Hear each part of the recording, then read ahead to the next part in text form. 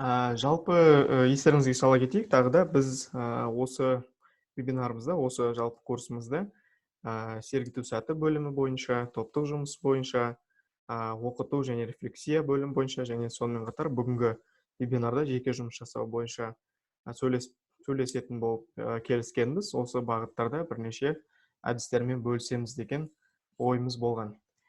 Енді жалпы осы вебинардың алдында бүгін, яғни сіздерге осындай бір сұрақ қойған болған едік Telegram чатымызда. Сіз эффект Холта немесе unschooling термин жайлы білесіз ба деген 3 түрлі жауап болды бізде. Я жиі естимін және мағынасын жақсы түсінемін. Естігенмін, бірақ мағынасын білмеймін, және жоқ, бірінші естуім деген жауап болған болатын. Егер әлде жауап бермеген болсаңыздар, жауап беріп көрсеңіздер болады. Ал енді жалпы нәтижені айтатын болсақ, бізде 77% жоқ, бірінші естуім деген жауап қалдырған екен. Ал енді 23% ұстаздардың ол естігенмін, бірақ мағынасын білмеймін деген жауап қалдырған екен. Жалпы я жиі естимін және мағынасын жақсы түсінемін деген жауап кішкене әлсіз, ал нақты айтқан кезде 0% бізде жауап болыпты.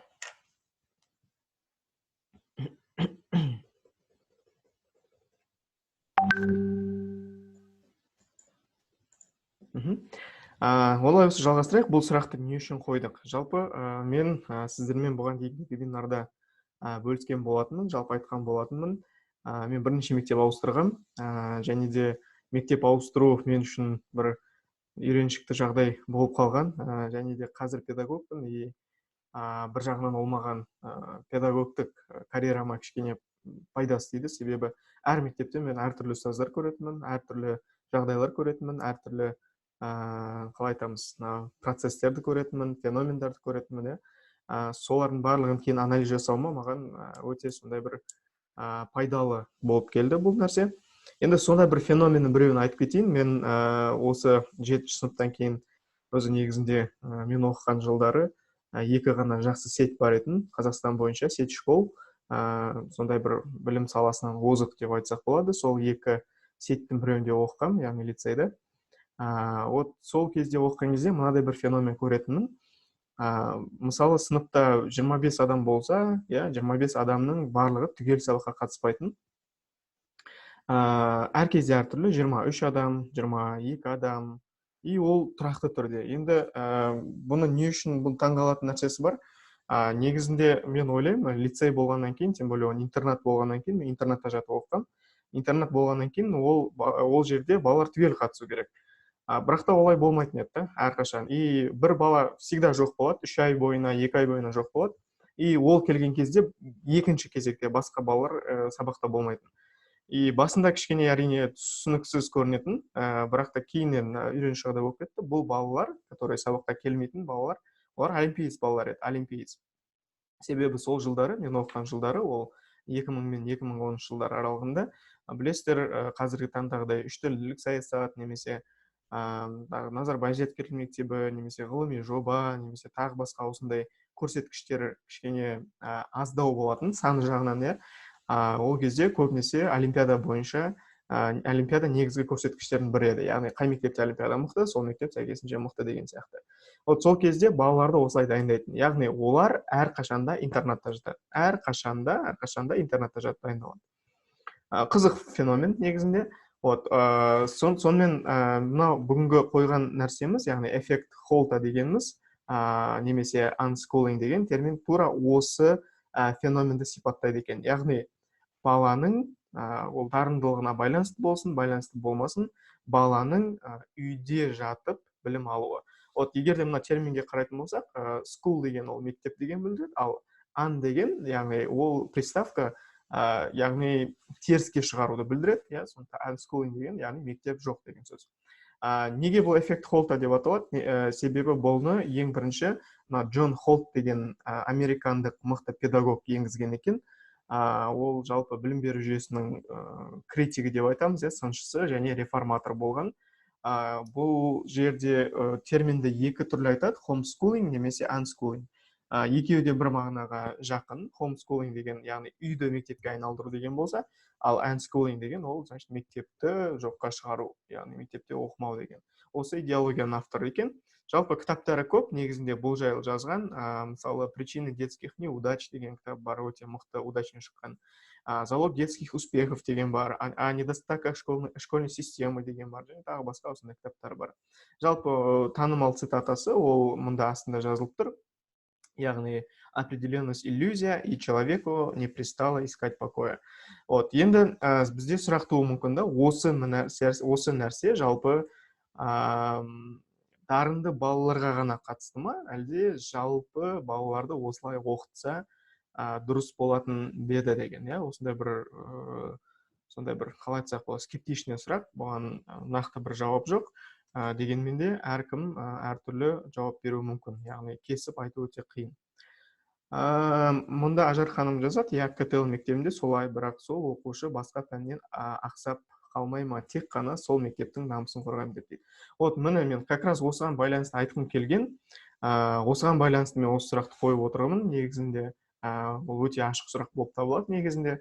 Өйткені менің достарым, осында мен өзім олимпиаст болған жоқпын, бірақ олимпиаст достарым, оларды 3 айға, немесе 4 айға, 5 айға, немесе кейбір оқушылар тіпті жыл бойына мектепке келмейтін, тек қана общежитие жататын. Вот, содан кейін барамыз біз мектепке жаңағыдай обед кезінде, немесе тағы бір басқа да кездерде, немесе жататын уақыттарда барамыз.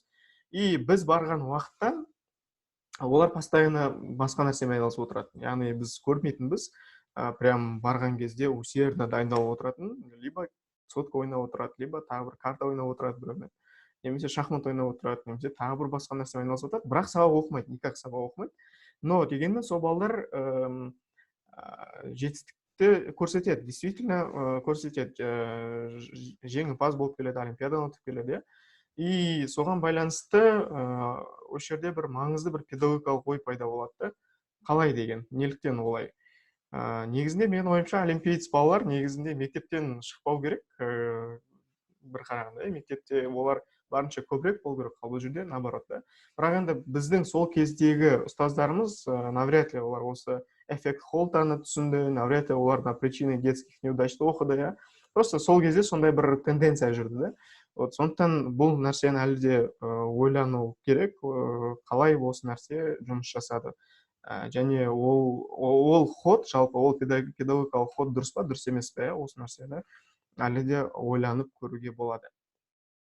Енді ол нәрсені дұрыс емес деп айтайын десек, жалпы бұндай жүйелер өте көп екен негізінде, іздеп қарадық. Бірнеше системалар бар, оны да біз Telegram чатқа сіздерге сауалнама ретінде жібердік. Сіз төмендегі терминдердің қайсысымен жақсы таныссыз деген. Мысалы, Reggio жүйесі деген бар екен, бұл солтүстік Италияның Reggio Emilia деген кішігірім елді мекені бар екен, енді біздің тілмен айтқан кезде ауыл ғой. Жалпы осы ауылмен байланысты, себебі осы жерде, осы ауылда, осы жүйенің негізін қалаушы Лорис Малагути деген итальянец жасаған екен ең бірінші. Бұл жерде жалпы мұғалімнің басты қызметі оқушыны зерттеу деп айтқан.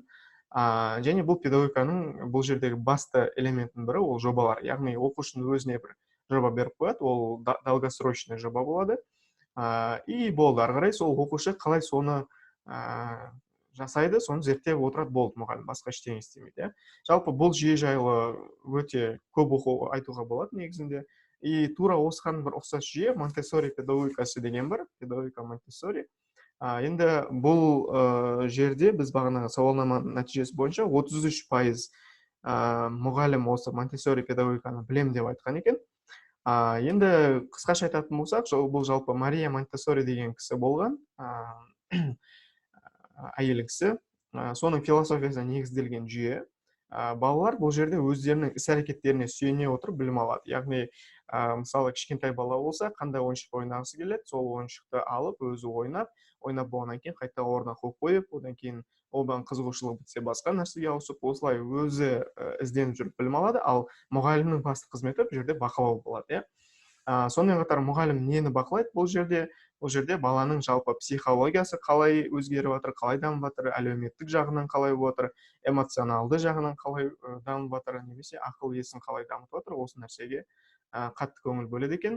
Жалпы бұл әлем бойынша өте кеңінен тараған, әсіресе тоже Италияда өте көп тараған, себебі Монтессори өзі итальянка, иә. Но дегенмен де бұл жүйенің жалпы Монтессори мектептерінің Қазақстанда да өте үлкен ассоциациясы бар. Мына астында көрсетілген montessoricast.kz сайтына кірсеңіздер, осы жерде толығырақ ақпарат алуға болады екен. Жалпы бұл жүйенің негізгі слоганын, яғни бір сөзбен түсіндіретін болсақ, ол жерде түсіндіріп айтады: помоги мне сделать это самостоятельно. Яғни менің өзімнің жеке жасауыма көмектес деген осындай бір слогандар бар екен. Немесе тағы біреуін айта кетейік, Вальдорф педагогикасы деген бар екен. Жалпы Рудольф Штейнер деген яғни кісінің педагогтың философиясына негізделген бұл, и Вальдорф мектептері деп аталады, әлемде тоже өте кеңінен тараған. Бұл жерде баға және кітаптар болмайды екен, барлық ақпаратты бұл жерде мұғалім өзі береді. Бұл өте қызық осындай педагогика, маған былай қызық көрінді. Жыл бойына барлық сабақтарды бір мұғалім ғана өтеді екен бұл жерде, яғни қазіргідей жаңа математика пән мұғалімі, тарих, география там бөлінбейді мұғалімдерге, барлығы бір мұғалім береді. Сабақтар әртүрлі өтеді, таза ауада, саябақтарда, парктерде, немесе мысалы қажет болған жағдайда, мысалы зоопаркке барып өтеді деген сияқты. Осылай өтіле береді екен, и көбінесе бұл жерде рухани дамуға көңіл бөледі екен. Жалпы осындай бір ерекшеліктер бар. Сила свободы, выражение, художественное развитие деген слогандары бар. Жалпы айта берсем, бұндай нәрсе көп. Демократиялық білім беру деген бар, слоган көрсетіп қойдық, немесе high scope жүйесі деген бар. Жалпы айта берсем көп. Ең маңыздысы олар емес, маңыздысы жалпы бұл нәрсе дұрыс па деген сұрақ қой. Біз осыған алып келе алмай жатырық негізінде. Чатқа өзіңіздің ойыңызды жазып отырыңыз, жалпы не айтасыз осы бағытта. Біз мына жерде бір-екі комментарий оқып жіберейік. Басқа адамдармен араласу қалай болады екен? Өте жақсы сұрақ. Ол балалар, негізінде мен білем, Монтессори педагогикасын оқыған кезде ол балалар тек қана Монтессори педагогикасынан оқыған балалармен ғана қарым-қатынас жақсы болады. Ал енді басқа қоғамдағы, не то что өз жасындағы балалар, даже үлкен кісілермен, немесе өзінен кіші балалармен араласа алмай қалады екен. Бір бағытта ғана жұмыс жасайды, сондықтан нәтиже бар. Бәлкім, бәлкім, но не факт. Өйткені біз екінші жағында қарауымыз керек, бәлкім ол баланың өзінің дарындылығында болуы мүмкін. Енді мынадай сұрақ: қандай атақты тұлғалар үйінен оқыған деген? Егер білетін болсаңыз, тоже неге жазып кетіңіз, комментарийға жазып кетіңіз, ал мен сіздерге просто бір спискті айта кетейін, тоже сіздерге бәлкім қызық болар. Өйткені маған қызық болды осы нәрсе. Оказывается, мынадай бір мықты тұлғалар, нақты айтқан кезде Вольфганг Моцарт, өте танымал тұлға, немесе Михаил Лермонтов бар, атақты жазушы, Андрей Сахаров деген бар, өте мықты физик, менің, қалай айтсам болады, мен оқытатын пәнді оқытатын ғалым, ғалым кісі. Пьер Кюри деген болған, тоже өте мықты ғалым болған, химик, физик болған. Александр Белл деген өте мықты ученый, тоже бизнесмен, изобретатель болған. Томас Эдисон бар. Одан кейін, Томас Эдисон, кстати, физик, он білесіздер, практик. Андре Мари Ампер деген бар. Агата Кристи. Жалпы қарап отырсаңыздар, мен қазір бір 7-8 адамды айттым, и сіздер ойламаңыздар, мен прям тек өзімнің бағытымнан ғана адамдар іздеп, мен просто жалпылама іздеген, бірақ қарасақ, 10 адамның 7-еуі физик, математик, химик, немесе жалпы осы жаратылыстану бағытында адамдар үйінде оқыған екен. То есть бұл сходство ма, әлде сондай бір кездейсоқтық па дегенде сұрақты қоюға болады. Өте жақсы сұрақ, мықты педагогтардан сұрақ көруге болады.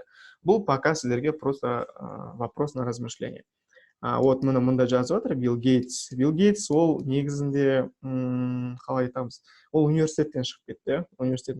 Ол қатарға Стив Джобсты жатқыза аламыз. Ол қатарға мықты миллиардерлар бар. Фейсбуктың основателі, күнде айтып жүрген адам есімде. Стив Джобс. Стив Джобс ол Apple'ды. осылай шығып кетеді естен. Қазір көре салайын. Күнде айтып жүрген адам иногда аты естен шығып кетеді. Блин, Марк Цукерберг, иә. Осы кісілер, олар, иә, университетте оқи алмаған, сондықтан өздігінше үйреніп кетті. И сондай бір тоже жаңада айтқандай, сәйкестік па, әлде кездейсоқтық па? Тоже ойланып көруге болады. Яғни үйінен оқығандардың көбісі осы физика, математика, программирование немесе жаратылыстану бағытында дамығандар екен. Хорошо, ары қарай жалғастырайық презентациямызды. Енді мынадай сұрақ бар, тоже вопрос на размышление. Мұғалім оқушының мектептен тыс уақытын басқара алады ма деген. Жалпы басқара алатын болса, оны қалай жасайды и қалай жасағаны дұрыс. Енді бір қарағанда бұл сұраққа жауап бірден жоқ деп беріледі. Жоқ, бұған қалай басқарады, мысалы, қазір кешіресіздер, мұнда жазған екен.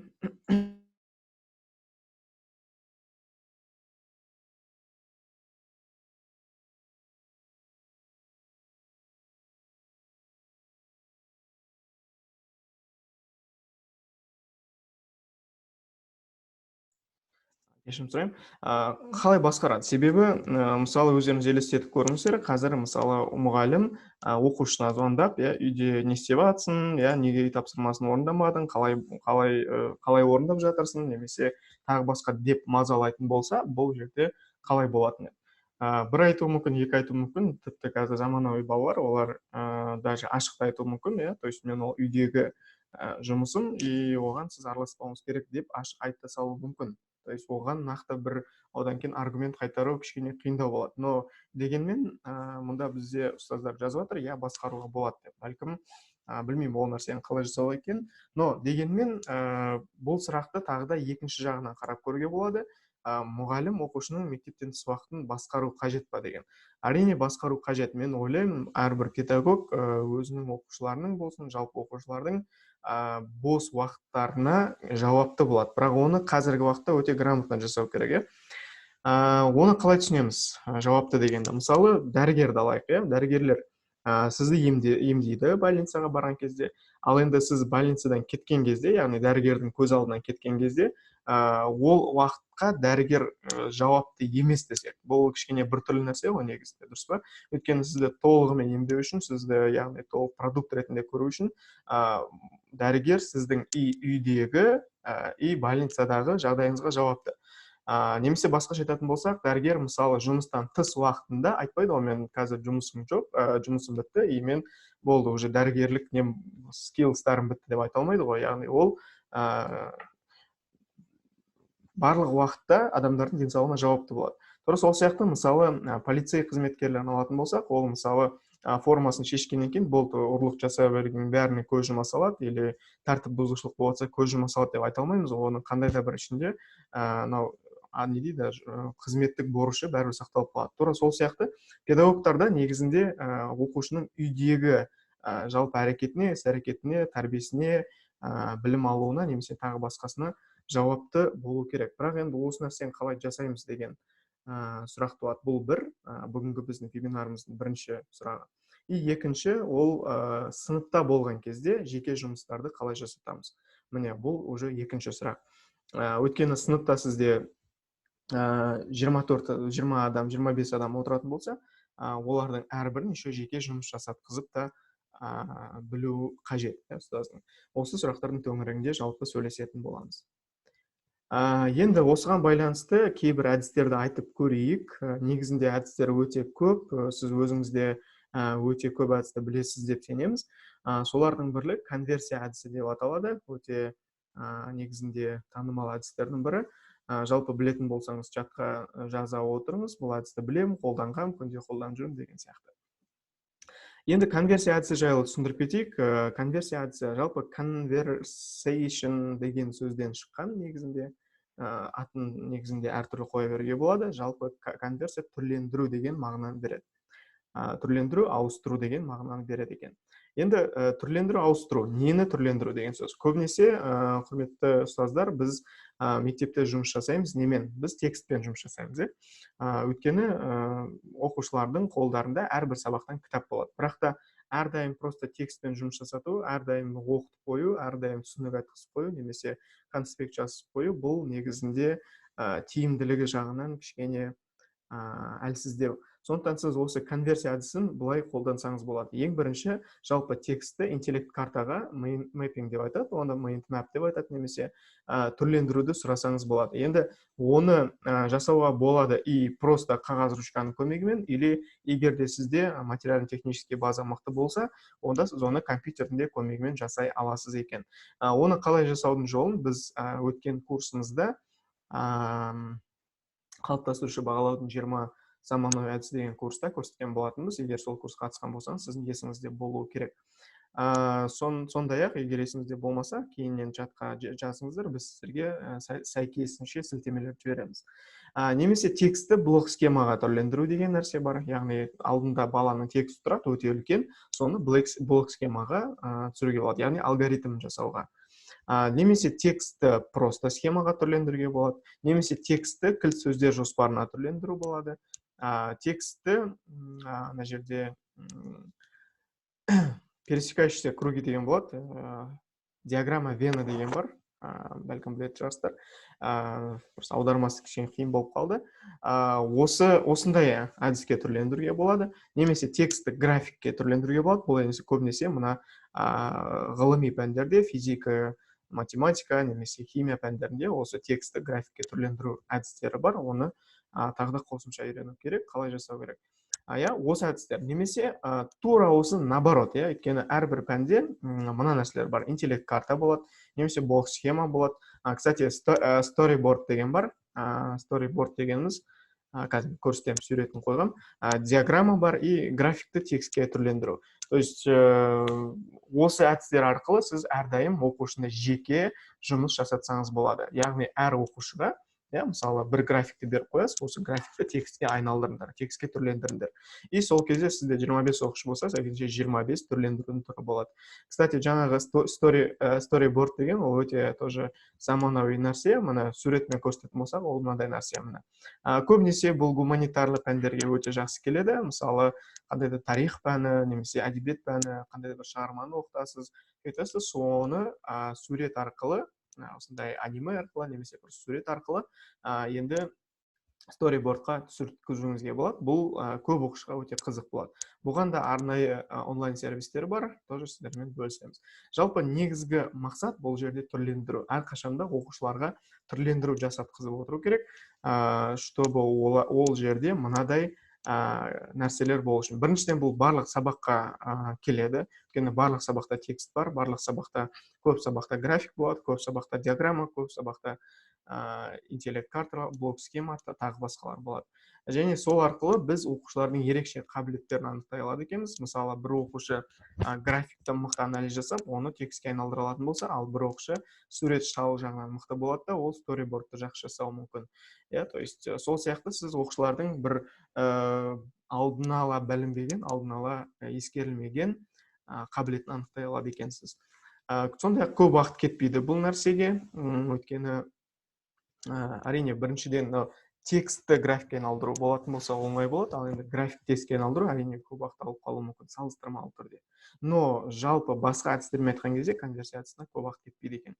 И плюс тағы да бір үлкен бір жирный плюсы, бұл жерде оқушылардың сыни тұрғыдан ойлау қабілеті дами отырады екен. Себебі білесіздер, ол жерде өте көп факторлар бар, бала ойланады, ана жерде анализ жасайды, талдайды, оны еще текстке түсіреді, оның жазу қабілеті. Жалпы осылардың барын совокупность ретінде қараған кезде оқушылардың сыни тұрғыдан ойлау қабілеті дамиды екен. Жалпы осындай бір әдіс. Білетін болсаңыз, алдын ала қолданған болсаңыз, осыны сіз чатқа жазып отырсаңыз болады. Жалпы бұл бірінші бүгінгі көрсеткіміз келген әдіс. Екінші әдіс бар, тоже оқушылардың жеке жұмыс жасауына өте пайдасы тиеді. Board game деп аталады, Flipty board game әдісі. Қазір мен сіздерге осыны іс жүзінде көрсетіп кетейін. Ол үшін мен мына демонстрацияны ауыстырайын. Ага, так, мында қазір кешіріңіздер.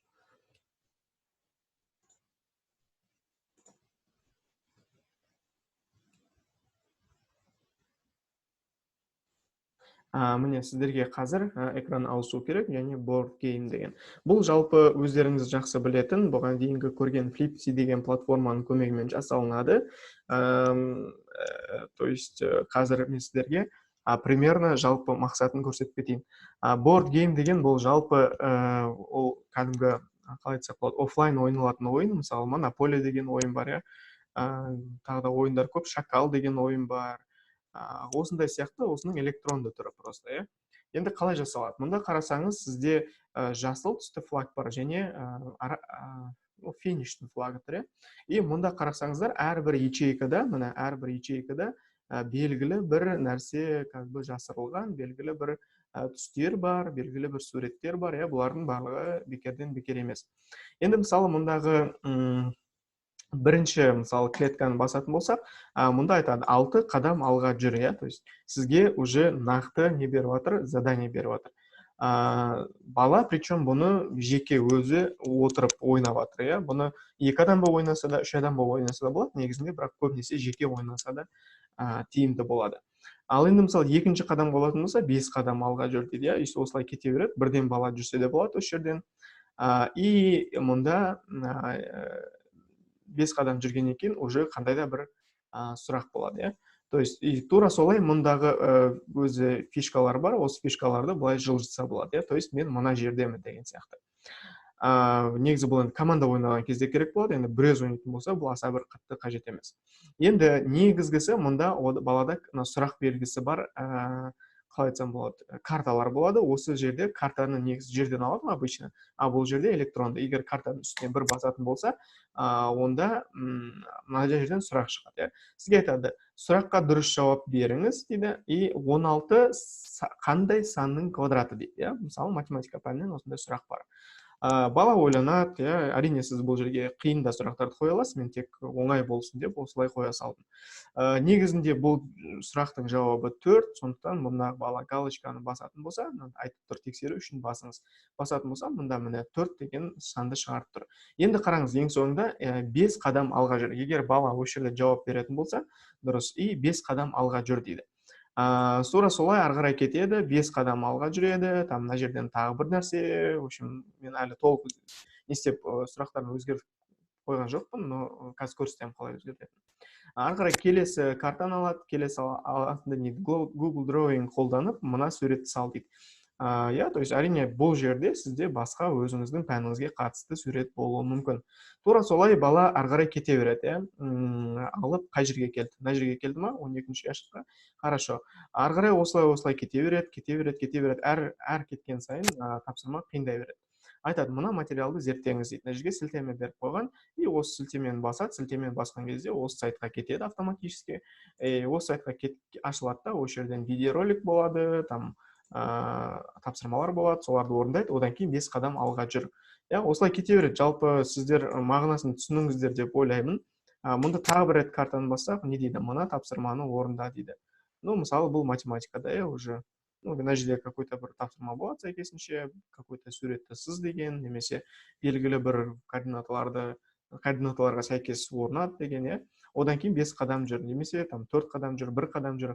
Осылай жалпы сіз ең соңында оқушыны белгілі бір стратегия арқылы мұндағы финишқа алып келуіңіз керек. Егер бала финишқа жететін болса, соответственно, ол все, жеңді, ұтты деген сөз.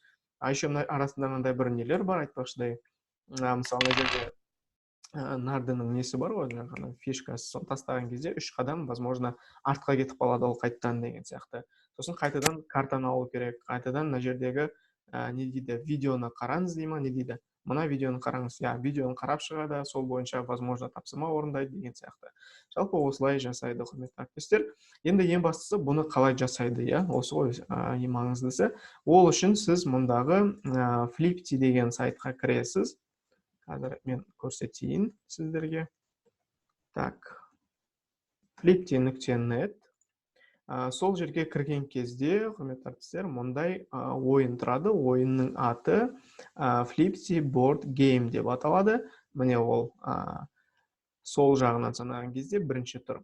Осы жерде мына демо деген версияны бассаңыздар, сіздерге жалпы көрсетіп береді, иә. То есть мына демо версиясы ағылшын тілінде болады. Ал енді өз ойыңызды жасау үшін сәйкесінше сіз template деген батырманы басасыз. Сөйтіп мұнда создать копия деген батырманы басасыз. Одан кейін сізде мына бет ашылады. Міне, мұнда сізде әртүрлі суреттердің түстері тұр. Мына red, orange, yellow, green, blue, purple и так далее. Бұл жалпы мұнда сіз жаңағы 6 қадам алға жүр, 7 қадам артқа жүр деген сияқты осындай нәрселерді алдын ала реттеп қоя аласыз өзіңіз. Ал енді мұнда сұрақтарды қалай қоясыз? Сұрақтарды сіз card desk деген бар, екінші тұрған пункт. Осы пунктке басасыз. Сол кезде мұнда сізде міне әрбір картада қандай сұрақтар болатыны көрініп тұрады.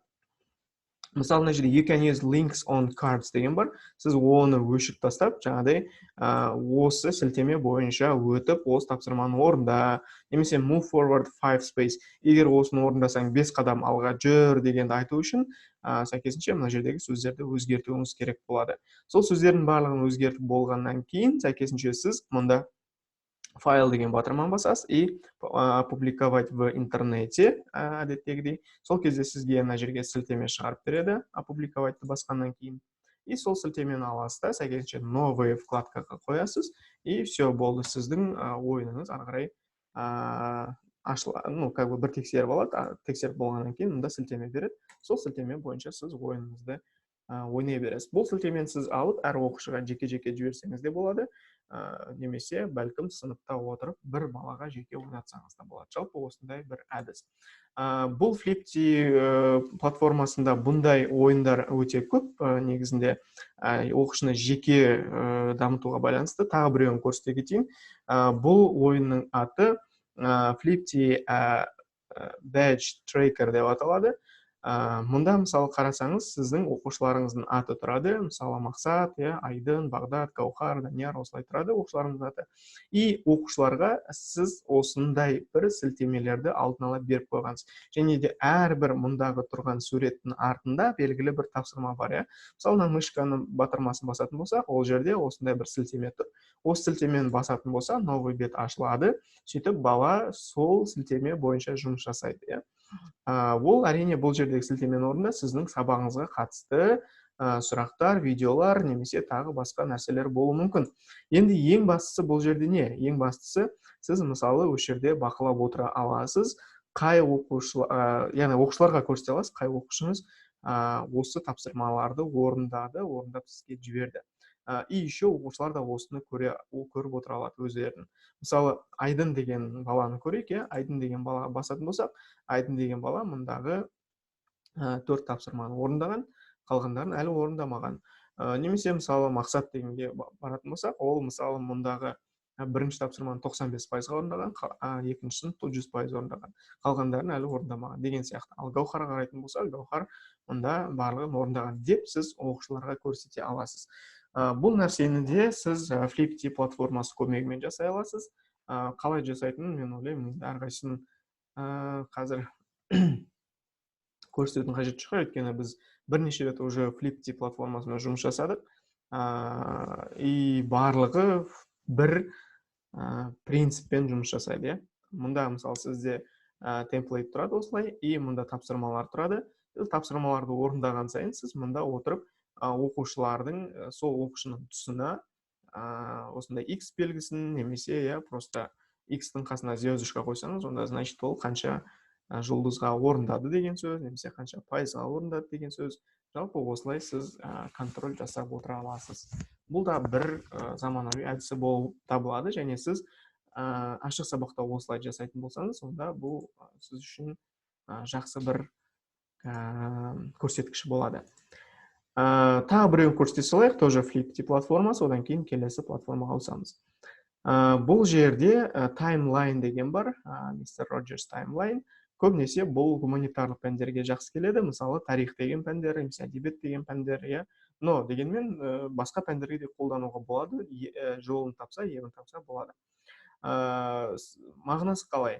Мағынасы мұнда сізде уақыт бойынша уақыт тұрады жалпы. Мысалы қарасаңыз 1928 жылдан бастап мұнда 2018 жылға дейін и осы аралықта болып жатқан жағдайлар, мысалы 1928 жылы туылған и осы жерге сілтемені басатын болса, осы дата жайлы ақпарат тұрады.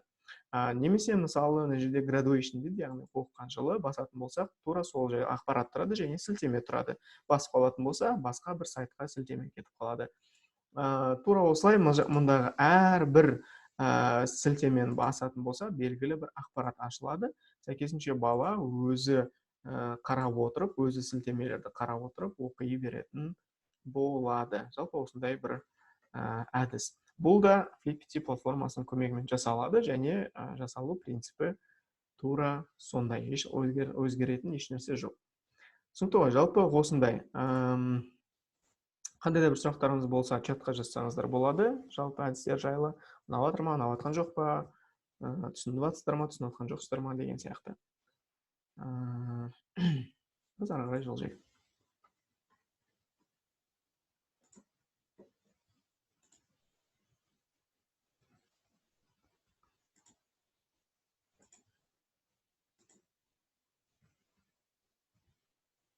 Келесі нәрсе ол видеомен жұмыс деп атадық, құрметті әріптестер.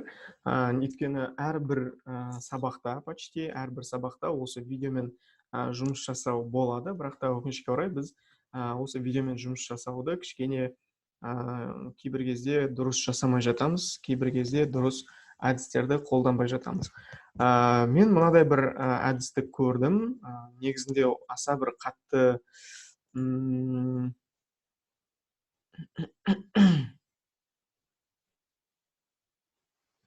соңғы бойынша қалай жасалатынын айтпадыңыз деген сұрақ болған екен.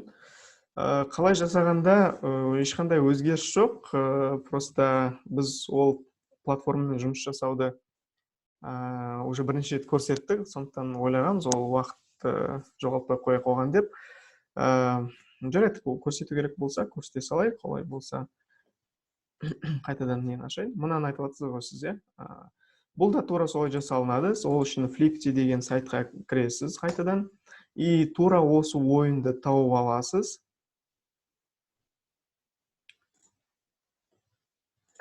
Қазір. Ол ойынның аты мұнда Timeline деп аталады. Мұнда Flippity Timeline. Осы жерде сіз Template деген батырманы басасыз. Создать копию деген батырманы басасыз. Одан кейін мұнда сізде таблица шығады. Әрине мұнда сіз жылдар қоя аласыз, немесе тағы басқа өзіңіздің пәніңізге қатысты ақпаратты қоя аласыз. Сәйкесінше month, day, осыларды өзгерте аласыз. И мына жерде headline. Headline дегеніміз ол жалпы заголовок, Мысалы, осыны сіз қазақ тілінде де жазуға болады. Мысалы, birth деген қалай аударылады, ол туған жылы, туған жылы. И мұндағы graduation деген жерге сіз graduation дегеннен білдіреді, ол оқыған жері дегенді білдіреді. Сәйкесінше оқыған жері деп қоя аласыз. Тура солай ары қарай осы жердегі бүкіл ақпараттарды толтырып шығасыз. Енді ол сізде тез жасалынады, себебі сіз ақпараттарды белгілі бір ақпарат көзінен сайттардан немесе кітаптардан немесе сондай бір оқу материалдарынан аласыз, сондықтан ол сізге тез болады. Ал мұнда медиа деген жерге сіз сілтеме бар болса сілтеме қоясыз, видео бар болса видео қоясыз, сурет бар болса сурет қоясыз. Міне, кстати, медиа дегенде суреттер, ал міне линк деген жерге сілтемелерді қоя аласыз басқа сайттарға. Тура осылай сіз таблицаны толтырып болғаннан кейін ары қарай все, файл опубликовать в интернете, потом сізге сілтеме шығады, сол сілтемені оқушыларға жібересіз, оқушы ары қарай онымен жұмыс жасай беретін болады. Жалпы қысқаша осылай. Негізінде жұмыс жасасаңыз, осы платформамен болған дейін, онда сізге ол аса бір қиындық алып келмейді. Хорошо? Ары қарай жылжайық. Сонымен видеомен жұмысқа тоқталған болатынбыз. Видеомен жұмыс кезінде, құрметті әріптестер, біз әдетте қалай жасаймыз? Біз просто видеоны көрсетеміз, әдетте көп жағдайда, барлық емес әрине. Видеоны көрсетеміз, бала видеоны қарайды и видеоға байланысты тапсырма орындайды. Көбінесе біз осылай шектелеміз, Ал енді мынадай нәрсені мен Европада көрген болатын, бірақ ол бір керемет жаңалық та деп айтып отқан жоқпын, просто оған дейін мен оны көрмегенмін. Транскриптпен жұмыс жасау деген нәрсе бар екен, олар көбінесе транскриптпен жұмыс жасайды екен. Яғни Ол не деген сөз? Мысалы, видеода сөйлеп жатқан кезде, видеода тез болады ғой ақпараттар, и бала ол жерде былай айтқан кезде фокусын тез жоғалтып алады. Не то, что бала, даже үлкен кісілердің өзі видеоны бірінші көрген кезде фокусын жоғалтып алады. Ал енді видео болғаннан кейін ол жерде өте маңызды ақпараттар айтылады. Өте маңызды ақпараттар айтылады, который оқушы оны жіберіп алмау керек. Бір сөз жіберіп алынса, ол ключевой сөз болуы мүмкін, ал ары қарай уже видеоны уже қуалап жетіп ала алмай қалады да. Сондықтан осы нәрсені жасамау үшін транскриптпен жұмыс жасау бар екен. Мен сіздерге просто біреуін көрсетейін, әрине қазақстандық платформамен, негізінде егер шетелдік платформалар болса өте көп, ал қазақстандық болғаннан кейін енді сәйкесінше өте аз. Ол платформа Твик білім деп аталады, бәлкім білетін шығарсыздар, білетін болсаңыздар чатқа плюс қойып кетіңіздер, көріп отырайық қанша адам біледі екен. Твик білім деген платформа бар, қазір мен сол платформаны ашайын.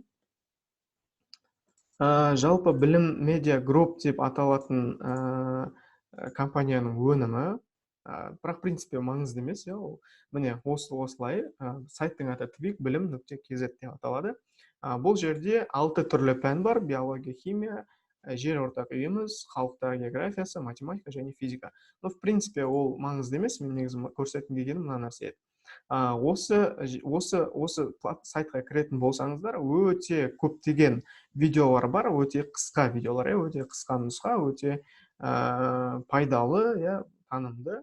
Ең бастысы бұл жерде 3 тілде болады. 3 тілде болады пән.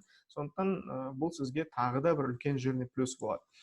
И мысалы ішінен кез келген бір видеоны ашып қарайық, допустим, міне ғаламның, допустим, өлшемдері деген. И осы видеоны ашқан кезде астында транскрипт деген тұрады. Сіз осы транскрипт деген батырманы басасыз. Сол кезде жалпы осы видеода айтылып жатқан әрбір сөз как бы жазылып қойған уже. Әрбір сөз жазылып қойған.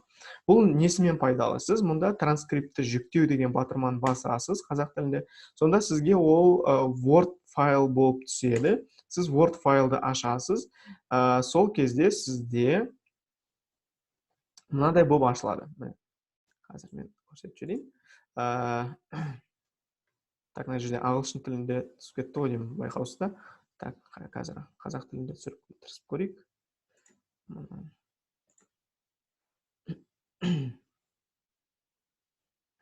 Ладно, негізі по идее қазақ тілінде түсу керек еді, ладно, ағылшын тілінде түсіп қалды. Жалпы осы транскрипт түседі ғой, сол түскен кезде сіз не істейсіз? Осы жердегі маңызды деген кілт сөздерді аласыз да, оларды өшіріп тастайсыз. Яғни орын алып пустой пространство болып қоясыз. Міне, бірінші маңызды сөз кетті, міне мұнда solar system деген екінші маңызды сөз кетті. Одан кейін міне 1-6, light. Үшінші маңызды сөз кетті. Осылай бір 10-ға жуық сөздерді алып орындарынан алып тастайсыз. Одан кейін ол не үшін керек? Сөйтесіз, сіз осы текстті распечатка шығарып алып оқушыға бересіз. Оқушы осы текстпен бірінші жұмыс жасайды. Ол әлі видеоны көрген жоқ, ол әлі жаңа ақпаратты алған жоқ, ол әлі мына сіз беріп жатқан тақырып жайлы ештеңе білмейді. Ол просто отырып, чисто на интуитивном уровне просто алып сол тапсырманы орындайды. Сөйтіп сол тапсырманы орындайды, желательно карандашпен. Сөйтіп карандашпен орындап болады. Содан кейін ғана сіз видеоны көрсетесіз оған, оқушыға. Оқушы видеоны көреді. Бірақ оқушы видеоны көру барысында ол текстті кері қаратып жауып қояды. Просто отырып видеоны көреді, болды, басқа ештеңе істемейді. Одан кейін видеоны көріп болғаннан кейін сіз қайтадан уже нені аласыз, жаңағы рабочий листті аласыз, сөйтіп сол листпен қайтадан жұмыс жасайсыз. И балада уже белгілі бір ақпарат бар. Егер де сіз бұған дейін просто так видеоны көрсеткен болсаңыз, мына әдістен кейін бала уже басқаша ойланатын болады. Және видеоға деген көзқарасы оның уже басқаша болады. Уже ол ішіне маңызды кілтті сөздерді іздеп отырып көретін болады. Одан кейін бала қайтадан орындайды, уже екінші подход, сол текстпен екінші жұмыс жасап отыр. Одан кейін жасап болғаннан кейін сіз уже видеоны көрсетесіз и текстті ашқызып қоясыз. И үшінші подходты кетесіз уже. Үшінші подходта бала уже мүлде басқа көзқараспен қарайтын болады. Неге? Себебі ол біледі қай жерде қазір қандай кілтті термин айтылатынын. Сөйтіп сол кілтті терминді уже ана жақтан тыңдап отырып жазатын болады. Вот міне 3 подходпен осылай жасаған кезде бала уже сіз бергіңіз келіп отырған кілт сөздерді өзі ақ түсініп алатын болады. Бұл біз қалай жасап жатырмыз? Біз баланың ынталандыру арқылы жасап жатырмыз, иә. То есть ең басында біз балаға ана бір кілт сөздер жасырып қойған едік, уже оған қызық болды ол жерде қандай сөз тұрғаны, көрдіңіз ба? То есть осындай сияқты тағы да видеомен жасалынатын әдістер бар. Біз олар жайлы бәлкім алдағы вебинарда тағы да айтатын боламыз. Көбінесе міне осылай жасалынады екен. Осылай жасаған кезде бала жеке жұмыс жасауы тиімді болады екен, құрметті әріптестер. Егер де сіз бұлай бұған дейін қолданып көрмеген болсаңыз, онда ендігі сабағыңызда осы нәрсені қолданып көрсеңіз болады.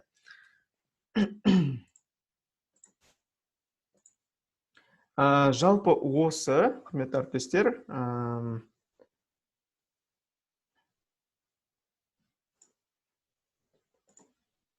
бүгінге бергіміз келген әдістер осылар. Комментарийға өз ойларыңызды жаза отырыңыздар. Жалпы қалай бұл әдістерді білетін бедіңіз, қолданған бедіңіз, немесе қолданған жоқсыз ба, әлі сізге пайдасы тиді ма, осыны комментарийға бір жазып отырыңыз. Енді сәйкесінше осыған байланысты тоже үй тапсырмасы болады сіздерде. Өткен жолғы вебинардағы тапсырманы қазір сіздерге айтам, 3 адам ғана орындады. Енді бұл жерде кішігірім біздің де кінәміз бар, себебі біз үй тапсырмасының сілтемесі кетпей қалған екен. Сондықтан сәл кештеу болып қалды. Но ештеңе етпейді, біз ол үй тапсырмаларына қатты бір акцент қоймаймыз, но дегенмен сіздердің де ойларыңызды біліп отырғымыз келеді. Сонда да орындап үлгерген әріптестерге өте үлкен алғысымызды білдіреміз. Қандай да бір сұрақтарыңыз болса, қазір қойсаңыздар болады. Ал біздің айтарымыз осымен аяқталды.